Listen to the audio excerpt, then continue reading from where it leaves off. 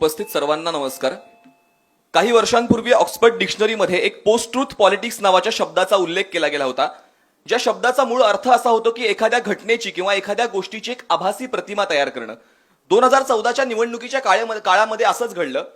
अब की बार मोदी सरकार असं म्हणत अच्छे दिन आएंगे नावाचं एक आभासी सत्य आमच्या सगळ्यांसमोर उभं केलं गेलं आणि त्यानंतर आमच्या पंतप्रधानांनी मन की बात करत असताना मुळात जनतेच्या मनातली बात काय आहे ती समजून घेतली नाही आणि मग हेच अच्छे दिन ठरले एक जुमला अर्थात असत्य वचन। आणि त्याच असत्य वचनाची कारण मीमांसा करण्यासाठी तुमच्या सगळ्यांसमोर उभा आहे स्पर्धक पराग राजेंद्र बदिरके, पुण्याचा विद्यार्थी। विषय मांडतोय अच्छे दिन एक जुमला।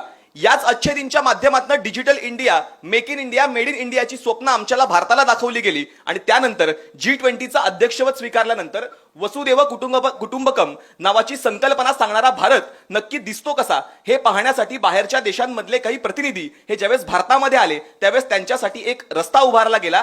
त्या रस्त्याच्या बाजूला 2 भिंती बांधल्या आणि त्या भिंतींच्या पलीकडे तिकडे असलेली झोपडपट्टी जी होती ती झोपडपट्टी झाकली गेली। अर्थात अच्छे दिनचं अस्तित्व सुद्धा असंच आहे। हे अच्छे दिन फक्त आणि फक्त इंडियासाठी होते। हे अच्छे दिन त्या झोपडपट्टीतल्या भारतीयांसाठी कधीच नव्हते। ही वस्तुस्थिती आम्ही प्रत्येकाने लक्षात घेतली पाहिजे। याच अच्छे दिनच्या माध्यमातून आपला भारत देश हा कृषी प्रधान राष्ट्र आहे, त्यामुळे इथल्या शेती व्यवस्थेला आम्ही अधिक सुव्यवस्थित करू अशा प्रकारचं स्वप्न आम्हाला दाखवलं गेलं। परंतु शेतकऱ्यांच्या हातामध्ये कर्जमाफीचं गाजर देऊन त्यांच्याच विरोधामध्ये दुसऱ्या बाजूला कायदे तयार केले गेले आणि मग त्यातूनच हेरंब कुलकर्णी असं लिहितात की भारताकडे बघून इंडिया म्हणाला कळवळून, मी तुला सारे शेअर्स देतो, मला एक कप दूध दे, मी तुला सारे फंड्स देतो, मला एक भाजीची जुडी दे, हवं तर तुला मी क्रेडिट कार्डचा गठ्ठाही देतो, मला फक्त कोबीचा गड्डा दे। त्यावरती रस्त्यावरती दूध होतं। माझा भारत म्हणाला त्या शेअर्स मधल्या बुलस्टिकर शेती सेन्सेक्सचीच करून खा उसळ आणि क्रेडिट कार्डचं पिळवटून काढ दूध। अरे सोने खाणारा मेणाच राजा आज इंडियात दिसतो आहे आणि भारताच्या बांधावर आज अंगार पेटतो आहे। अर्थात हा पेटलेला अंगार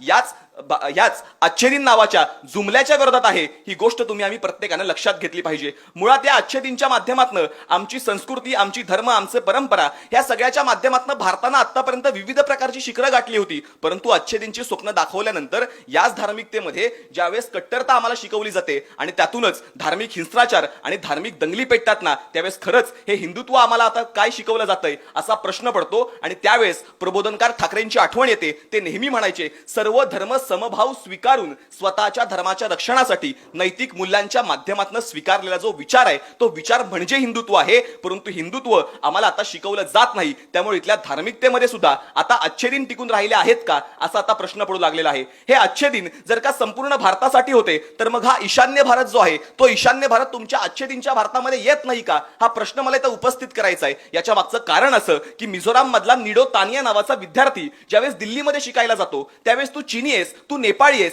असं म्हणून प्रत्येक ठिकाणी त्याची हिणवणी केली जाते आणि त्याच हिणवणीच्या माध्यमातून मॉब लिंचिंगद्वारे दगडानं ठेचून त्याची हत्या केली गेली। मग दुसऱ्या बाजूला ज्यावेळेस मणिपूरची घटना घडली त्यावेळेस ती घटना घडल्यानंतर याविषयीची चर्चा आपल्याला युरोपीय संसदेमध्ये पाहायला मिळते। परंतु आमच्या भारताचे पंतप्रधान आजही तिथं पेटलेली आग विझवण्यासाठी पोहोचत नाहीत ना, त्यावेळेस नक्कीच या मणिपूरच्या अर्थात या ईशान्य भारताच्या वेदना आणि संवेदना या अच्छे दिनचा भाग नाहीत का याचा सुद्धा प्रामाणिकपणे विचार आता आपल्या प्रत्येकासमोर झालाच पाहिजे। त्याचबरोबर या अच्छे दिनच्या माध्यमातून इथल्या शिक्षण व्यवस्थेमध्ये आम्ही डिजिटल शिक्षण आणू अशा प्रकारची आम्हाला फक्त स्वप्न दाखवली गेली आणि त्या पलीकडे आज ज्यावेळेला याच महाराष्ट्रामधल्या इगतपुरी येथे 4थीतले विद्यार्थी बाहेर पडतात आणि आमच्या हातात एकतर शेळी द्या नाहीतर शिक्षण द्या अशा प्रकारचं वक्तव्य करायला लागतात ना, त्यावेळेस इथल्या शिक्षण व्यवस्थेमध्ये कोणत्या प्रकारचे अच्छे दिन आलेले आहेत याचा सुद्धा आता आपण विचार केला पाहिजे। त्याचबरोबर बुल्लीबाई सारख्या ऍपच्या माध्यमातून महिलांचा थेट लिलाव केला जातो, तर दुसऱ्या बाजूला कर्नाटक मधल्या सितवा जोड्डी असं म्हणतात की मी ज्यावेळेस 14 वर्षांची होते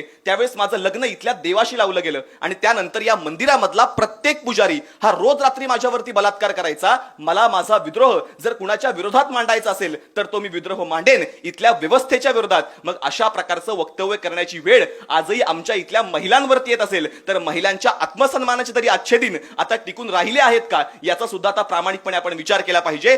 बिल्किस बानूचं प्रकरण हे आपल्या आम्हा प्रत्येकाला माहिती आहे, परंतु आज 10 दिवसांपूर्वी दिवसांपूर्वी गुजरात हायकोर्टानं तिच्यावरती झालेला जो बलात्कार आहे तो बलात्कार दुर्मिळातला दुर्मिळ नाही म्हणून ज्यावेळेस गुन्हेगारांना सोडण्याची इच्छा व्यक्त केली त्यावेळेस खरंच हे आजचे दिन तुमच्या माझ्यासारख्या सर्वसामान्य फाटक्या तुटक्या माणसांसाठी नाहीत तर गुन्हेगार आणि बलात्कारांसाठी आहेत. ही गोष्ट तुम्ही आता आपण प्रत्येकाला लक्षात घेतली पाहिजे. आमच्या जर का भारताचा विचार केला तर आमच्याकडची राजकीय परिस्थिती ही फार सुदृढ आणि फार सक्षम होती आणि याच राजकीय क्षेत्रामध्ये ज्यावेळेस आज वावरताना आपल्याला एक गोष्ट लक्षामध्ये येते की या राजकीय क्षेत्रातली नैतिकता आता हरवली जाते आणि खऱ्या अर्थानं फुटीरतेचं राजकारण या राजकारणामध्ये पेरण्याचं काम याच सरकारनं केलं आणि म्हणूनच आमच्या इथल्या साहित्यिकांना आता असं बोलण्याची वेळ येते. रामदास फुटाणे असं म्हणतात की इथला राजकीय पक्ष म्हणजे शोषितांचा आसरा आहे, रोज नवा जावई येथे, रोज नवा सासरा आहे. अशा प्रकारची अस्थिरता निर्माण करून या राजकीय क्षेत्रामधले सुद्धा अच्छेदींवरती बोट ठेवण्याचं काम याच सरकारनं केलेलं आहे. आपण लोकशाही प्रधान असलेल्या भारतामध्ये राहतो पण याच भारतामध्ये ज्यावेळेस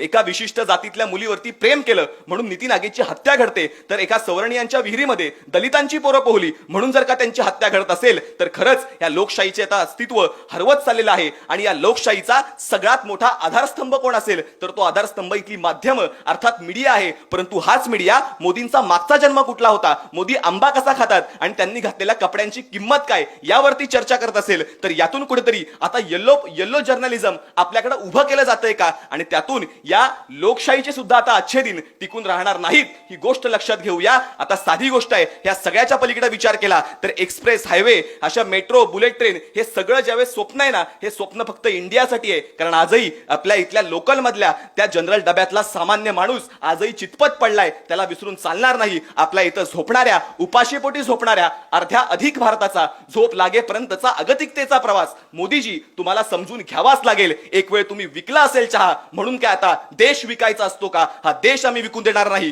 त्यासाठी परिवर्तनाच्या वाटा निर्माण कराव्या लागतील आणि अच्छे दिनचं स्वातंत्र्य प्रत्येकाच्या घरात जावं लागेल. त्यासाठी विषयाचा माझ्या शेवट नामदेव ढसाळ यांच्या शब्दामध्ये फक्त इतकाच करतो की स्वातंत्र्या तू राहायला नको काळ्या खडकाड, झोपायला नको स्वच्छ इस्त्रीच्या गालीछावर, तुझ्या पिलावळीत नको चिरडायला आमचं पुंपीज, तुझ्या सश्य सामल्या कुशीत नको उगवायला पोलसरी घागरी, तू पसर सर्वांच्याच डाळ रोटीवरती गुळ खोबरं, मी तुझ्यासोबत 5 पीस बेल बॉटम. जय हिंद, जय महाराष्ट्र.